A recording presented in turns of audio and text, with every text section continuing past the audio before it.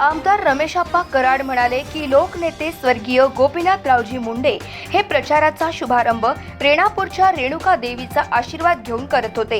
होय, हे खरे आहे आणि गोपीनाथरावजी मुंडे हे रेणापूर तालुक्यातील नागरिकांच्या आणि शेतकऱ्यांच्या सदैव पाठीशी खंबीरपणे उभे होते. परंतु आज शेतकऱ्यांची अवस्था खूप बिकट झाली आहे. एकीकडे रेणापूर तालुका दुष्काळ जाहीर होऊन 4 महिने उलटली तरी पण शासनाने दुष्काळी सुविधा पुरवल्या नाही. मग 5 वर्षे आपल्या खासदार सुधाकर शृंगारे यांनी काय काम केले? रेणापूरच्या जनावरांच्या चारा छावण्या, पीक विमा तसेच नगरपंचायत हद्दीत चालू असलेले नळ योजनेचे अर्धवट काम पाहून काम बंद केले आहे. त्यामुळे नागरिकांना पाणी मिळत नाही. तर इतरही असे असंख्य प्रश्न शेतकऱ्यांसमोर आणि नागरिकांसमोर भेडसावत आहे. आणि अजून एक संकट उभं राहिलं आहे, ते म्हणजे केवायसीचे. कारण केवायसी करण्यासाठी शेतकऱ्यांना रात्र बारीला थांबून केवायसी करावी लागत आहे. यामुळे शेतकरी वर्ग मोठ्या प्रमाणात नाराज होताना दिसत आहे. N4 न्यूज साठी कोंडीराम काळे, ब्युरो चीफ, मराठवाडा.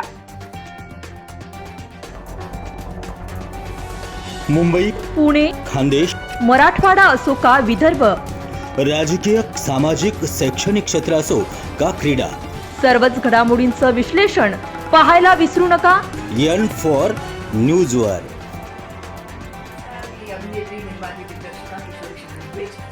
N4 न्यूजच्या सगळ्या दर्शकांना माझ्यातर्फे खूप खूप शुभेच्छा आहेत.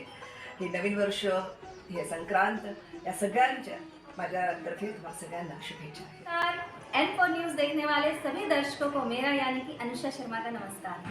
नमस्कार, मैं Bollywood actor Ramesh Goyal N4 news Marathi channel के लिए मेरी तरफ से हार्दिक शुभकामनाएं.